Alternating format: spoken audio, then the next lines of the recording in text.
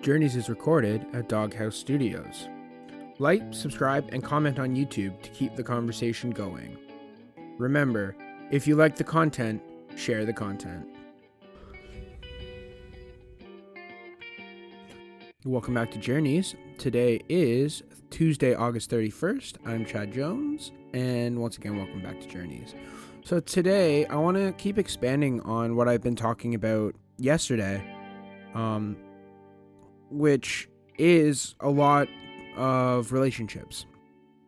Today I kind of wanted to talk about some of the most important relationships in my life, at least the ones that live in my house, and then I'll kind of expand outward from there, eventually making its way back to my relationships with myself, essentially.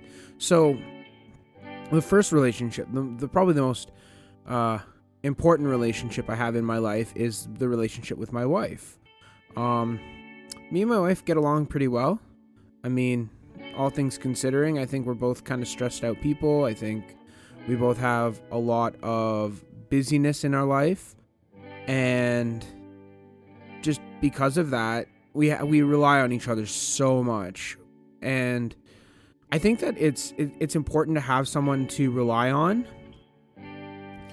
Especially for me, who I seem to not only have her to rely on, but I have so many people in my life that I'm like, oh, I need this person in my life. And I try to kind of focus on talking to everybody and talking to a lot of different people in a day and trying to get different perspective on things, because I change every day. There's always something new in my life, and I always try to have different perspectives. And in saying that, I feel like it's nice to have that steady rock, to have my wife, to have Annette there for me, where, hey, I'm having a bad day, let's talk to her about my bad day. Hey, I'm having a great day, let's talk to her about my great day. Hey, I'm feeling upset, or I'm feeling this way or that way. I have such an open not open relationship, but like an open communication path with her, where I can tell her everything. And sometimes I'm a little nervous to tell her certain things, and I think she says even like, hey, I'm a little nervous, or I'm a little scared, or you're gonna get upset if I tell you this thing. Like yesterday, she pretty much said, hey, I needed you this weekend to do more things. I need you to do more chores. I need you to do the dishes. I need to, this done. We're having a kid really soon, and you didn't, and it's upsetting. And she's like, you're going to get mad, so I'm not going to tell you. And I was like, no, tell me. Even if I'm mad, like, I'd rather you tell me than hold it in, and then, you bring it out later, and, it's kind of a surprise. At least this way I'm prepared for bad news.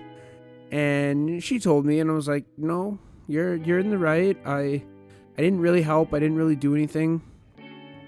And the excuse of I'm exhausted doesn't really fly with her when she is 39 weeks pregnant. So there was that. And it's just an example of, like, me kind of pushing her to be more honest with me and open with me, and filling in some of those gaps with me. And I think that when it comes down to her being as important as she is in my life, I have to be open to, handle some criticism and handle some of that feedback, because if I closed myself off to her, I think I'd be less happy, and I'd definitely be less fulfilled in my relationship. So it's definitely a stepping stone. Every time something happens, we're just getting closer together, and that's kind of important. And I think working together and trying to really build that foundation still, or having such a solid foundation and really trying to establish everything else in the relationship, it comes with a lot of time, it comes with a lot of patience, and it comes with a lot of honesty. Like, you can't, like, I don't know, I never found there a reason to hide anything from her. I know I was talking to a coworker, and my coworker's like, "Oh my god, I don't want to tell my girlfriend this thing," and I just rather, throw it under the table. And in my head, I was like, if she's your important person, why wouldn't you ask her for support? I'm sure she would want to support you. And he's like, I don't know, it's just I don't feel that same connection. And it made me think, like, well, how lucky am I to have someone that's such a solid second, like just a solid, lovely, beautiful number two. And that's kind of how I look at my wife, is just like, she is my life partner. She is everything. She kind of pushes me in the right direction. She keeps me on the straight and narrow, and when I need to hear something that I don't like to hear, she's the one that's at least honest with me. But I want to move on, because I want to talk about my next important relationship, and one of my newest relationships, which is, it's almost been 2 years now, but it was with my son Liam. And last night's a great example of, I went upstairs, I was pretty tired, but I wanted to cuddle with him for a little bit, so he watched an episode of DuckTales. And then usually, like I told you last time, when DuckTales was over, he's like, okay, bye, Daddy, and then he ran away. This time when DuckTales was over, he was like, okay, I'm going to stay, I'm comfy. And he cuddled, and I just gave him a kiss, and before I knew it, it was 10:30, and I was like, oh my god, I fell asleep. And I woke up, and I was like, okay, good night, Liam. And he kind of rolled over and went back to bed. But man, that kid is such a special kid. And I don't really get to spend that much time with him during the week. Just daycare and my work. And especially when he's watching Paw Patrol.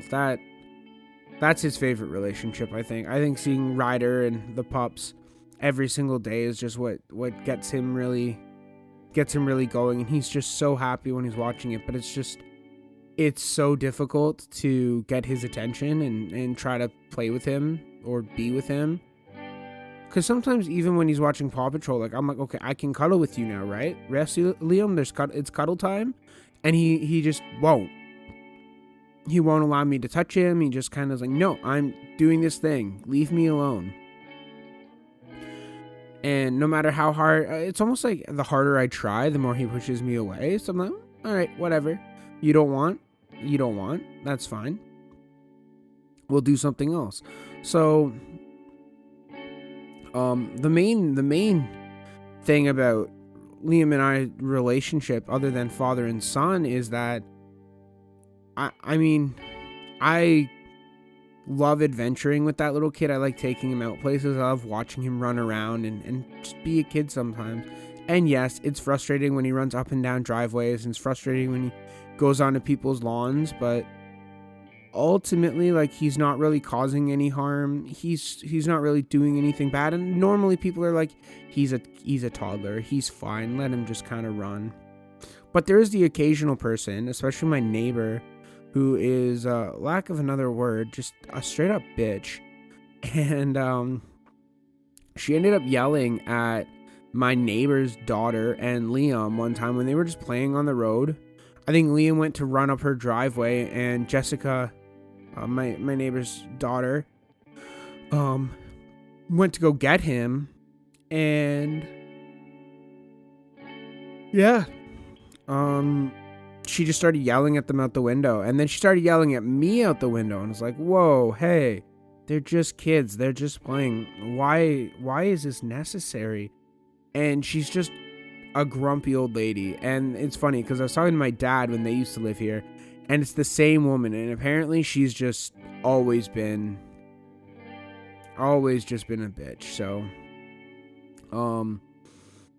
I veered off a little bit from hanging out with Liam, but oh man, even just talking about him this morning, I miss him so much.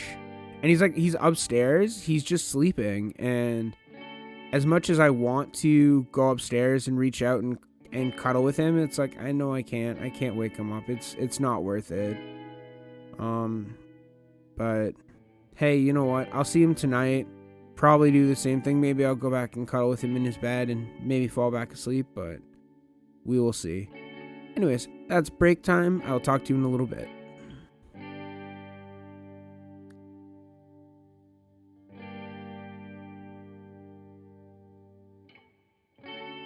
All right, so returning to my household, I mean, I kind of still want to talk about Liam a bit, so I think I'm going to elaborate a little bit more on him. But the one thing with Liam that I really, really enjoy is just his personality is so good, and he's such a good kid. And what I mean by that is, like, it's not just him cleaning when he's asked. It's not just him, when we say, hey, stop yelling, him quieting down. Like, he's just such... His intentions are always good. And they're always pure. And he's such a smart kid. And I feel like sometimes he understands way, way more than what I give him credit for. And that kind of ends up kind of biting me on the ass just to, he learned the word truck, but he can't say truck, so I'm going to let you guys fill in what F word he can say.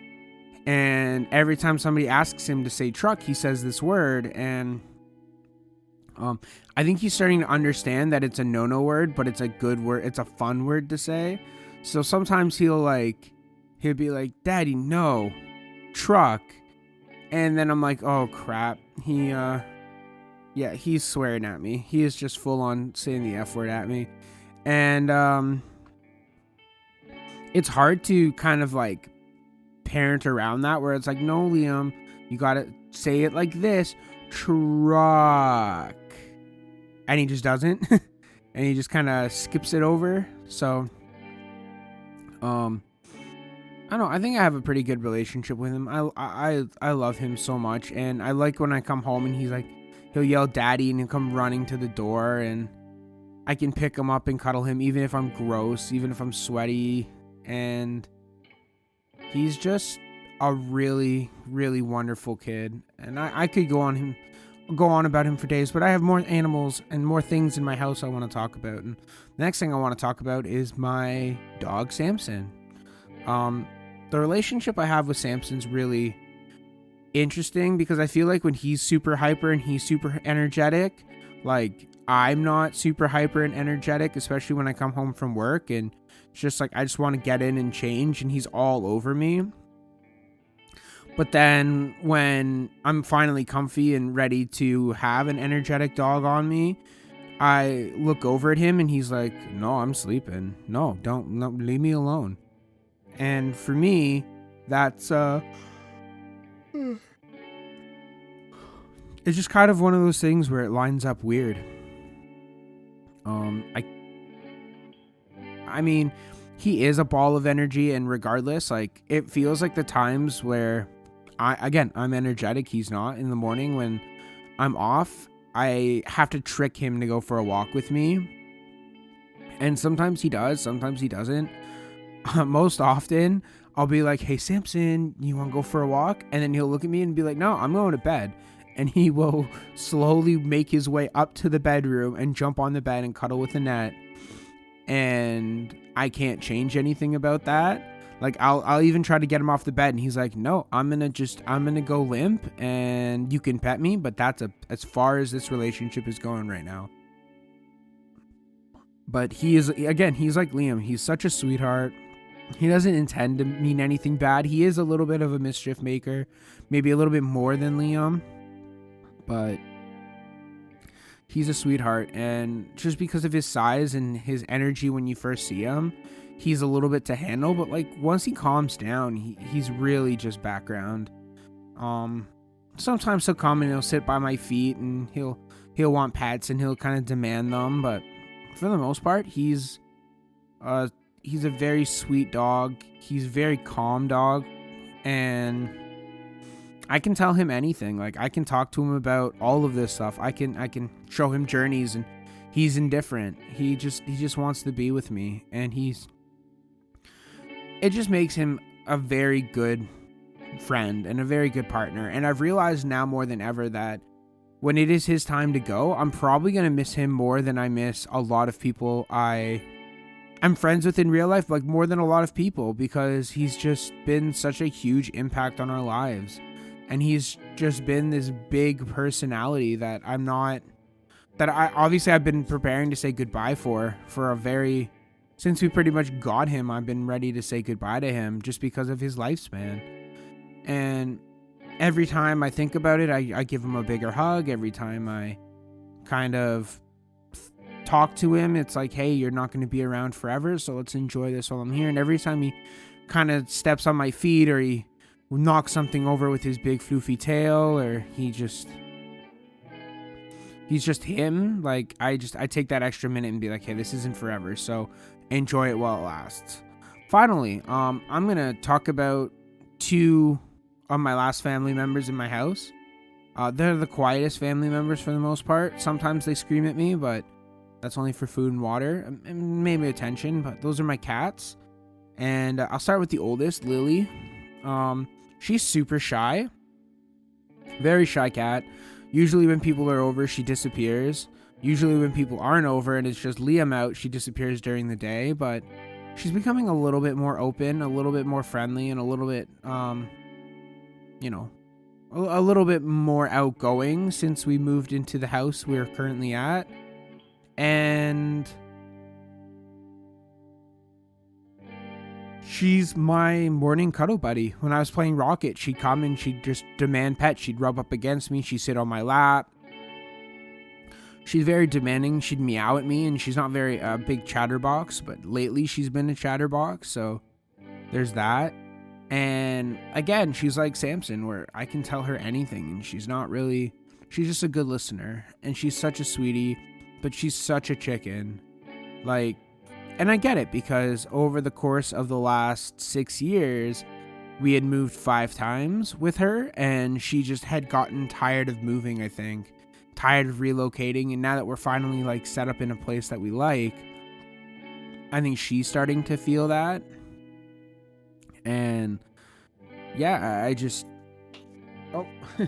actually, speaking of the cats, they're just chasing each other. So my second cat, Callie, call her Jangly Bear. She is a much more outgoing cat. You'll see her more often at my house than you'll see Lily, but still, like, she's a little shy. But lately she's just been demanding attention. If we go upstairs and we're anywhere near her,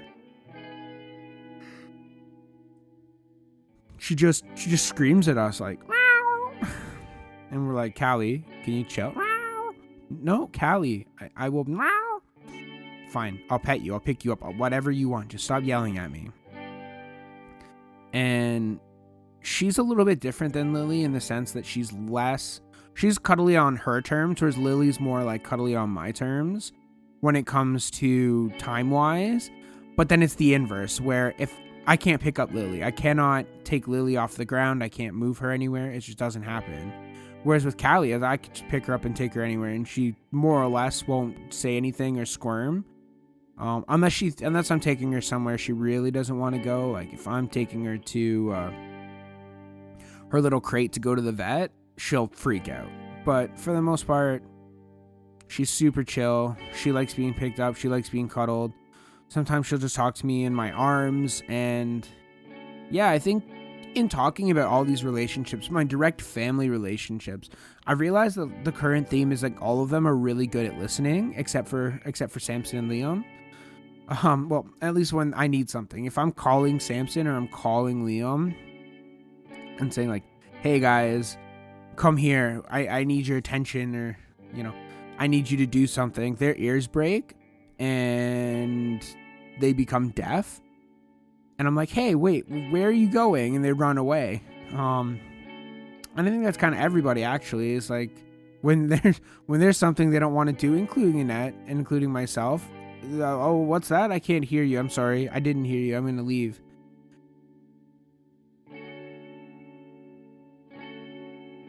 Jeez, today I've been yawning so much. I'm trying not to yawn into the microphone, and that's where these gaps are coming in.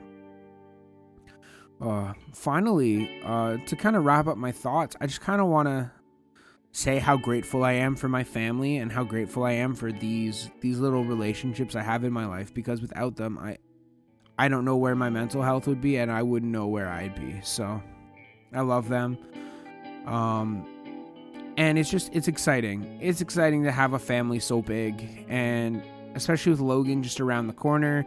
Hopefully you hear from me on that soon, but for Tuesday, August 31st, no Logan, just Chad Jones. This has been Journeys, and I'll talk to you on another time.